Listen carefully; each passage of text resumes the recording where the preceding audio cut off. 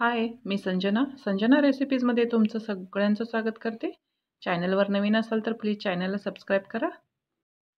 आज आपण एक मस्त भन्नाट अशी रेसिपी बघायची आहे. याच्यासाठी कोणतेही बाहेरचं साहित्य आणायची गरज नाही. घरात जे अवेलेबल आहे त्याच्यापासून ही रेसिपी तयार होते. चवीला सुद्धा अप्रतिम लागते. लहान मुलांना काय मोठ्यांना सुद्धा फार आवडेल. रेसिपी शेवटपर्यंत नक्की बघा. चला तर रेसिपीला सुरुवात करूयात. मी एका परातीमध्ये 1 कप इतकं मैदा घेतलेला आहे. तो छान असा चाळून घ्यायचा आहे. अर्धा चमचा इतका ओवा घालायचा आहे. चवीनुसार मीठ घालायचं आहे. अर्धा चमचा मीठ घातलेला आहे. आता याच्यामध्ये 2 मोठे चमचे मी तेल घालणार आहे. तेल गरम करायची आवश्यकता अजिबात नाही. थंड तेल घातलं तरी चालेल. आता 2 चमचे तेल घातलेलं आहे. आता हे तेल या पिठाला व्यवस्थित चोळून घ्यायचं आहे.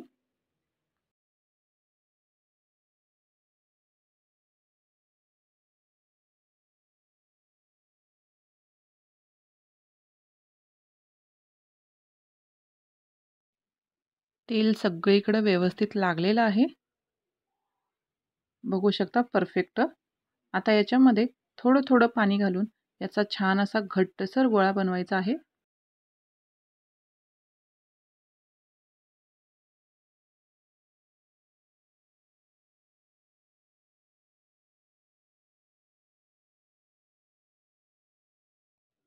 पीठ मळून तयार आहे. आता हे एका बाउलमध्ये काढून याच्यावरती झाकण ठेवून हे 15 मिनिटं साईडला ठेवून देऊयात.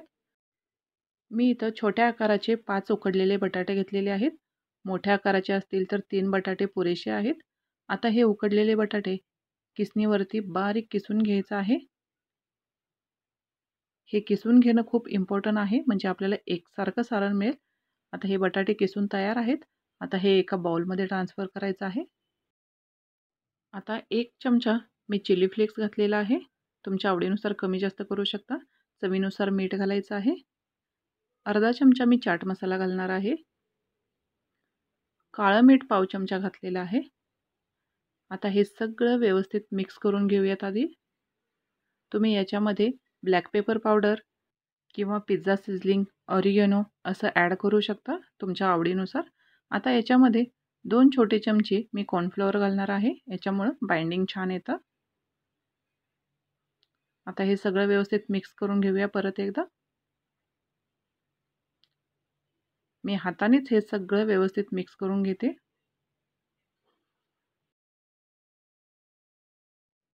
मिश्रण रेडी आहे. हे साईडला ठेवूयात. आता आपण मगाशी जे पीठ मळून ठेवलं होतं मैद्याचं, त्यातला एक छोटा गोळा घ्यायचा आहे. आता याची छान अशी पातळ पोळी लाटून घ्यायची आहे. मी हा पदार्थ 2 वेगवेगळ्या फ्लेवरमध्ये बनवणार आहे, त्याच्यामुळे रेसिपी तुम्ही शेवटपर्यंत नक्की बघा.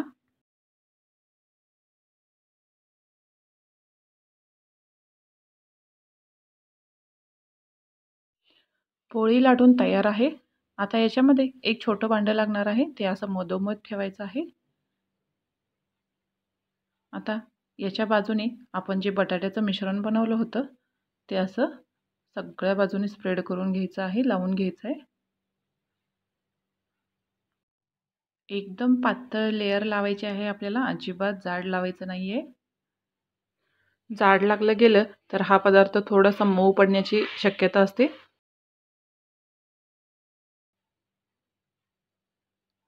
आता बघू शकता सगळीकडे व्यवस्थित हा बटाट्याचा मसाला लागलेला आहे.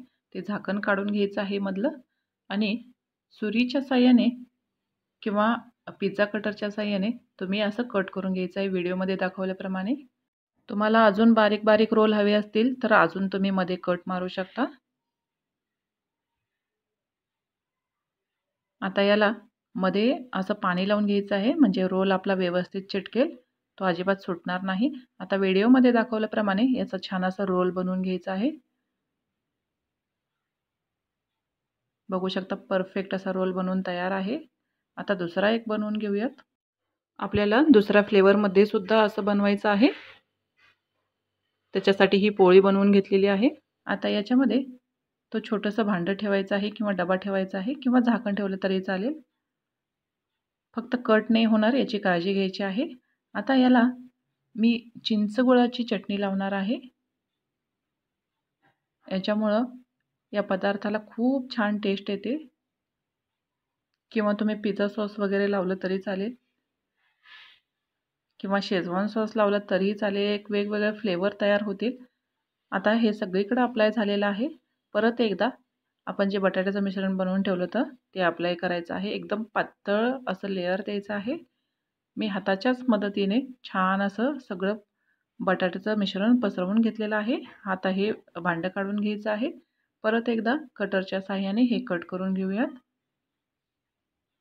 आणि याचे छान असे रोल बनवून घेऊयात.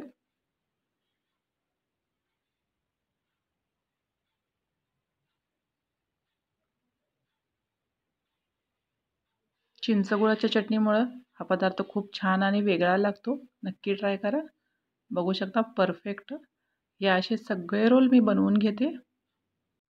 रेसिपी खूप इझी आणि टेस्टी आहे. जरूर एकदा बनवा. आता मी कढईमध्ये तेल गरम करण्यासाठी ठेवलं होतं. याच्यामध्ये आता हे सगळं थोडंसं ब्राऊन होईपर्यंत आपण तळून घेणार आहोत. गॅसची फ्लेम जास्त हाय करायची नाही, मीडियम फ्लेमवरती हे छान असं गोल्डन ब्राऊन होईपर्यंत तळून घेऊयात.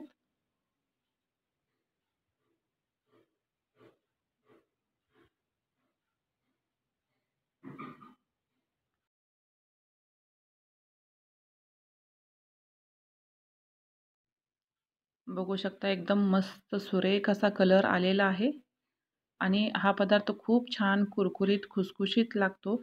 एकदा नक्की बनवा. बघू शकता एकदम परफेक्ट असा कलर आलेला आहे. आता हे आपण काढून घेऊयात.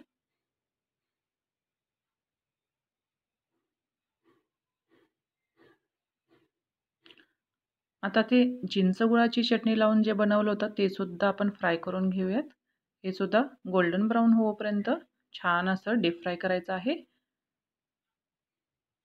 आता हे तुम्ही टोमॅटो सॉस किंवा मेयोनीजसोबत सुद्धा खाऊ शकता किंवा असंही खाल्लं तरी खूप छान लागतं. रेसिपी कशी वाटली हे कमेंटद्वारे नक्की कळवा.